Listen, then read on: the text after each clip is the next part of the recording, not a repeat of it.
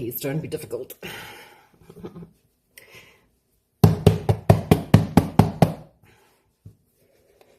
It's going to be difficult. For heaven's sake. Please come out.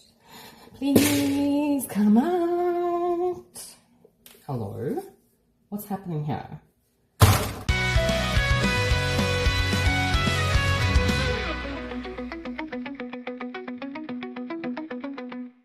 And today, but please don't mind the sound of the washing machine in the distance, or actually right beneath me, but we are making a gorgeous orange cake with orange curd and orange ermine or ermine frosting, accompanied by a very rich chocolate ganache. But for the cake, this is what you'll need. Flour.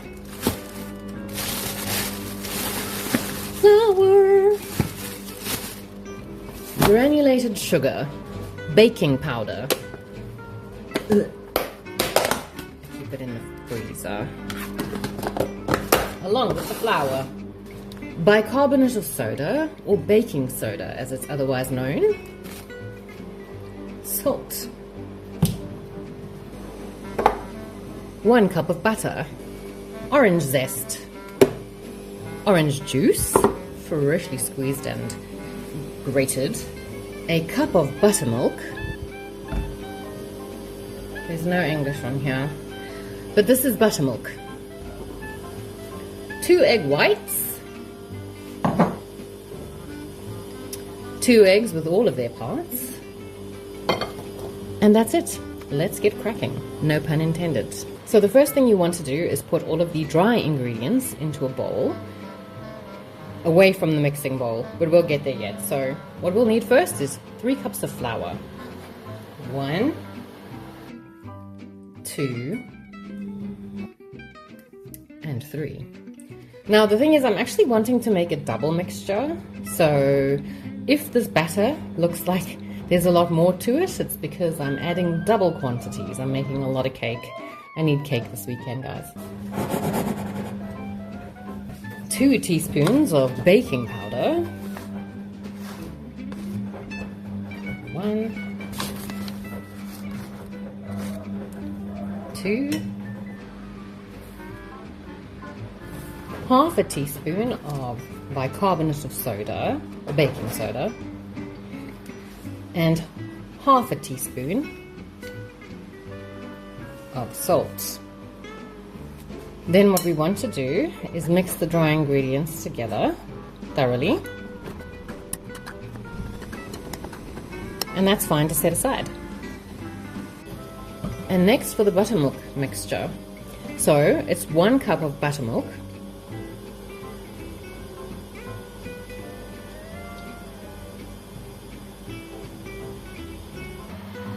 and 1/3 cup of orange juice.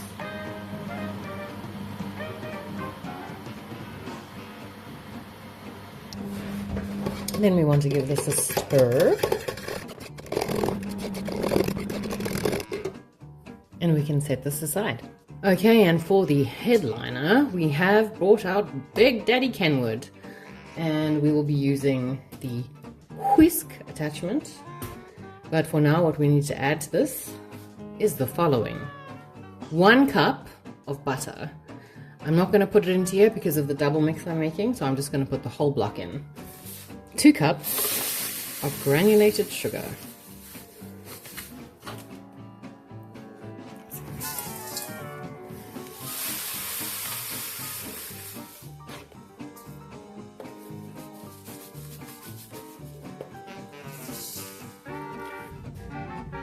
And 1 tablespoon of orange zest. But in this case, because I'm making a double mixture, that's going to be 2. Now time for the mix.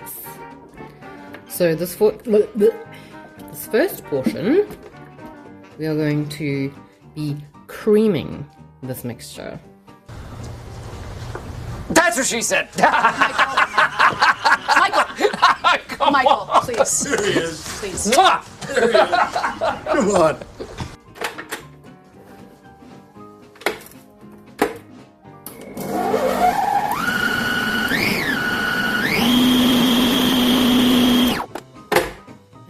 reason Big Daddy Kenwood comes with a splash shield, alas, I am not using it. And now I'm cleaning bits of butter and sugar off of everything. That's great. Alright, you want to make sure that between mixing, you make sure that you give it a good, well, give the bowl sides a good wipe down, because you want everything to mix nicely. And at the moment, I still have clumps of butter that have not been mixed in. I suppose this is the risk you run when you're working with double quantities, but it is what it is. 2 egg whites and 2 eggs.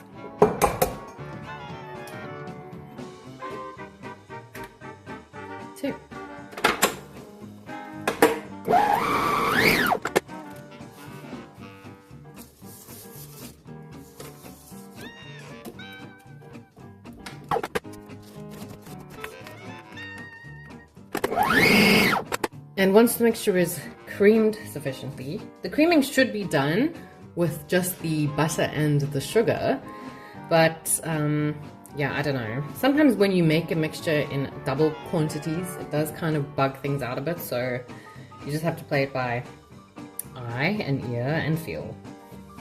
Now we're going to start adding in of the dry mix and the wet mix that we had sitting to the side. Now is the right time for you to set your oven to 180 degrees Celsius and get it ready for the baking process. We're going to start adding of the dry ingredients. I'd say probably put about 1/3 in.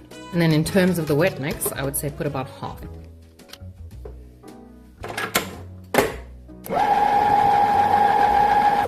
And just make sure that you keep wiping the sides down.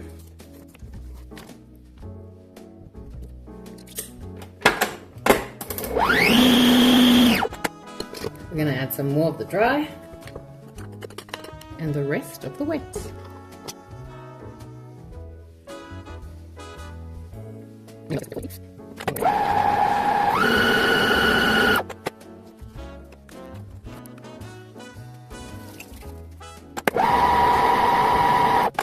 And now the last bit of the dry.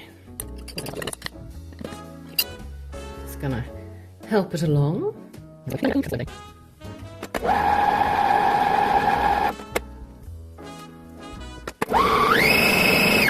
And that's actually looking perfect. So one last scrape.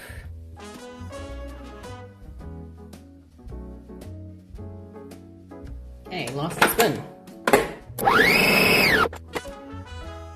And done. Now to get the cake in the oven. So I'm going to spray these with non-stick spray. Spray and cook.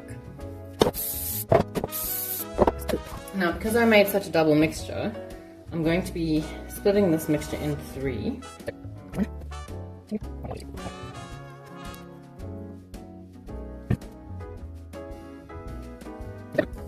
Which will be a tiny baby one.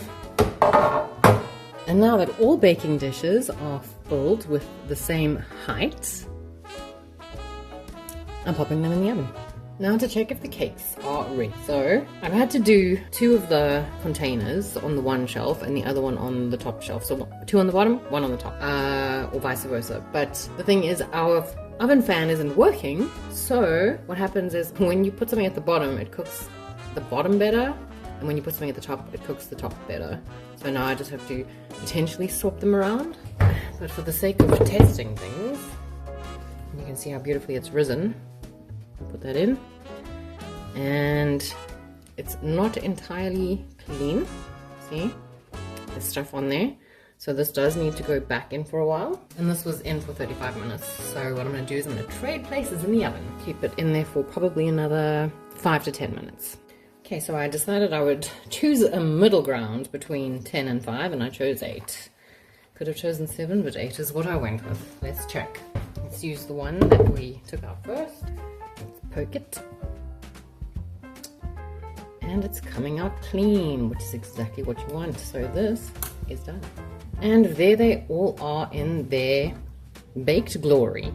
So now, you don't want to do anything with them while they're hot. So we'll be back when these have cooled down a little bit. because these two will need to come out of their pans and go onto a cooling rack, whereas this one will stay in the dish. So now these are sufficiently cooled down because I can hold the tins with my hands. It's still quite warm, but the goal of this exercise, do you want to loosen it from the bottom in case it's stuck somehow? Another way to know that a cake is done without having to poke it sometimes is when it pulls away from the side. Alright, now the reason why we needed to wait for these to cool down a bit is because ultimately you want to flip it into your hand, like so. Okay, you don't want to put the cake on the cooling rack on this raised side, because that's how you split a cake, and not in a good way. So now I can put this onto the ratchet tray, which is this one. There you go. Okay, please don't be difficult. Foreshadowing is a literary device and It's going to be difficult. Sometimes you need to run a knife on the edge. Even though I know this is probably going to leave half the cake behind, but in any case, let's try again. No, it's definitely stuck at the bottom. Thanks, Spring and Cook. Seriously. Alright, we're playing games. We're playing games. Cake.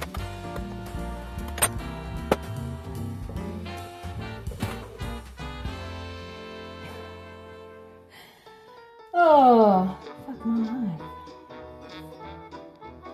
So, sometimes when you bake, it doesn't always work out the way you planned. Like this. Perfectly good example.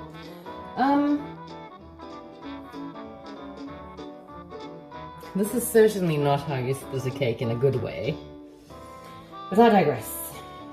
We'll see what... Oh my god. Okay. Violence isn't always the answer. Sometimes it is, but not always. Alright, let me deal with this. Okay, so this is where we're at. Okay. This is gonna be a glorious mess, but it is what it is. So... I did warn you, glorious mess! Oh my god, please. Can we salvage some of this? Clearly not. So I'm going to try and reassemble upside down. Here we go, guys. The easy recipe on how to make upside down cake. That's a very bad joke and I'm not in the mood. Where does this go? It goes somewhere. Does it go there? Maybe. Looks like that would be a good place. And this. Oh my god.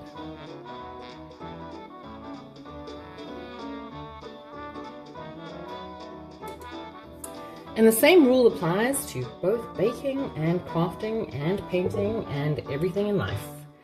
You're going to be faced with challenges and unexpected outcomes, but the goal is not to give up and to try and see the positive in every situation. I get to taste the cake now, and it's really good. So, yeah, let me just deal with whatever this fallout is. But it's okay, because you know why? For what I want to do later, I'm actually going to need crumbly cake. So, yeah, I guess the universe was just trying to have me do it a different way. So, for now, I'm going to scrape all of what's left in here and put it into this bowl.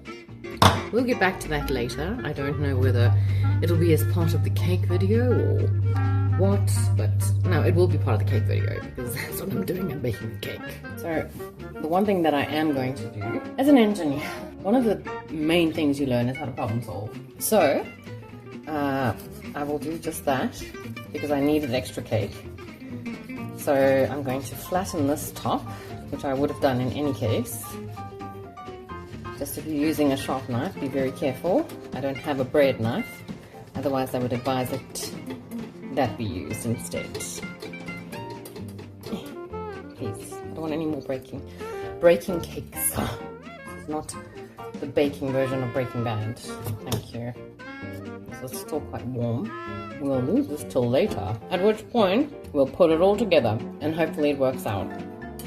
So what I have done is I've put this on top of the broken cake, measured it out, and now I'm going to transplant it onto this plate with great difficulty.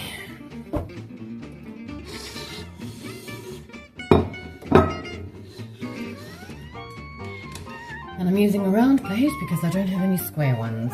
So now I'm going to try my level best. I've cut it. Not quite as effectively as I've managed to break it.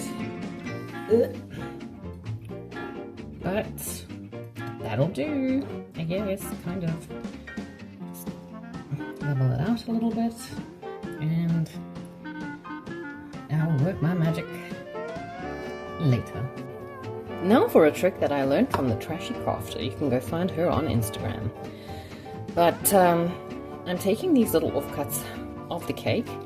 I'm crumbling it up with my fingers first of all, just to break it into, well, as crumbly as possible. And trust me, this is a step that, well, if you miss it, then you're just missing out.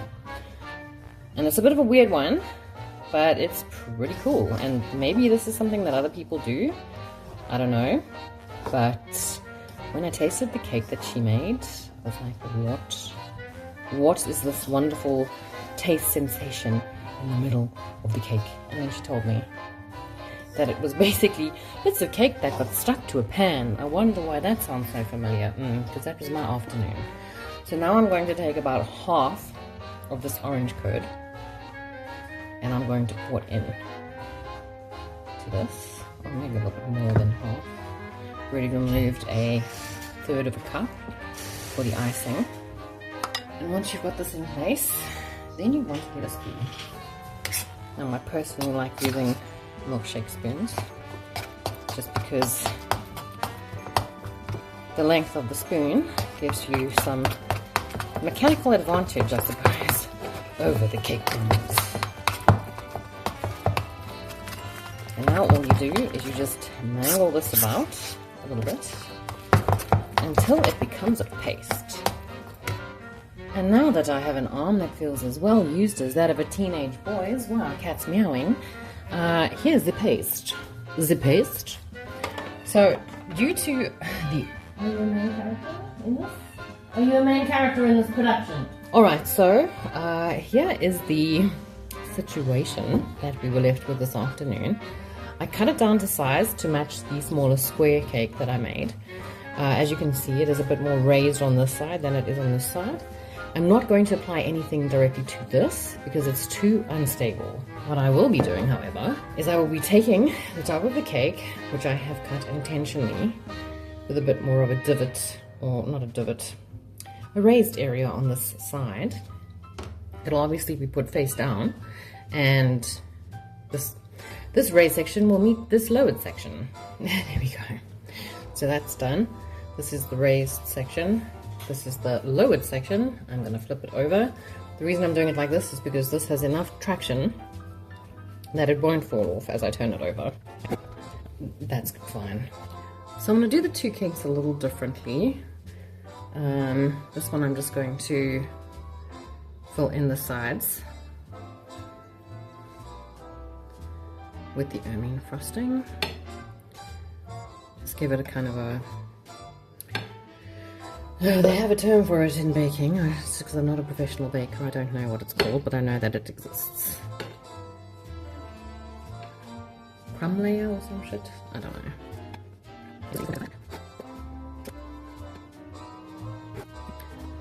It's a little lopsided. It's fine, we'll fix it in post-production.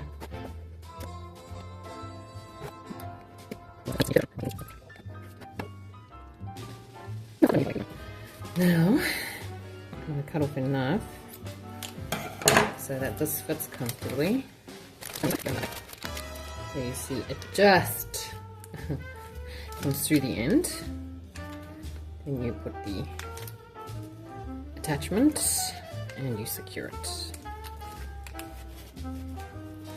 Now I'm going to use a tablespoon to spoon icing into this bag. The only thing I will advise is that due to the nature of it and the fact that it's mostly butter, you need to work quite quickly, otherwise you're going to have a very melty time. I'm going to go around the base first.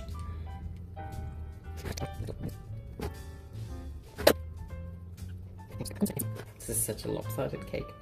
But you know what? It's not for anyone except for the people in this house. So you know what? It'll all go down the same way.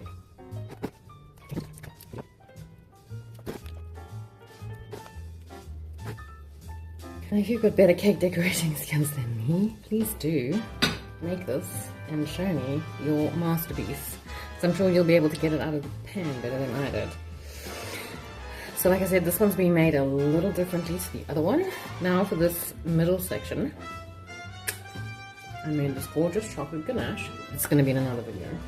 You see this gorgeous consistency? It's exactly what we needed. So now I'm going to... I suppose there's a reason I'm not a civil engineer. I'm beginning to think that maybe I should make the dam walls a little higher. Okay. And then just a little, I'm just going to give it a little, hopefully how much, okay, well you had polka dots of orange. An absolute masterpiece. Oh my god. And for cake number 2, don't mind the crumbs on it. That was from this afternoon's debacle. So what we're going to do with this one, because it's only a 1 layer, I'm going to pour the rest of this into there.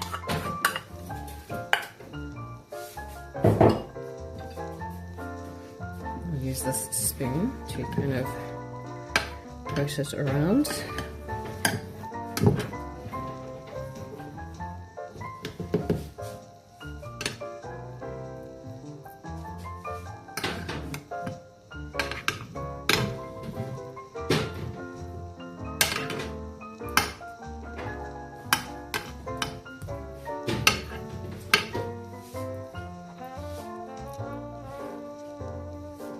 Icing. In this one I'm actually going to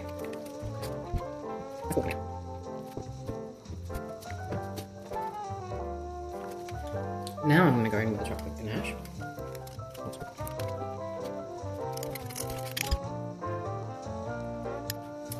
Okay.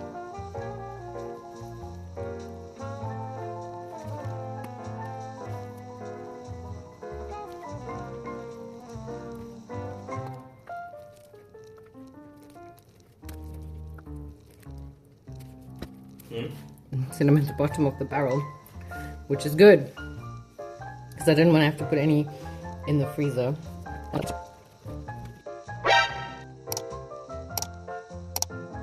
Oh my lord! Like I've had like 5 phone calls this morning, and it's all just 2 of them were like quiet on the other side of the line, and the other 2 were like automated calls. And I've just gotten another call now, and so I literally said hello, and there was no immediate answer. So I literally just screamed. I screamed into the receiver, and this guy on the other side was like, "Hello," and he was like calling me about a Selfie SIM card. And I was just like, "Oh, I'm sorry." I was like, "I thought you were just a scam call again." I was like, "I didn't mean to blast your ear off." So I said to him, going forward, I should probably just use my demon voice. It's less invasive than a scream. But anyways, he was laughing. He was like, you know, it is kind of boring being in a call center. He's like, "But you just made my day." So I was like, "Don't worry, you made mine too."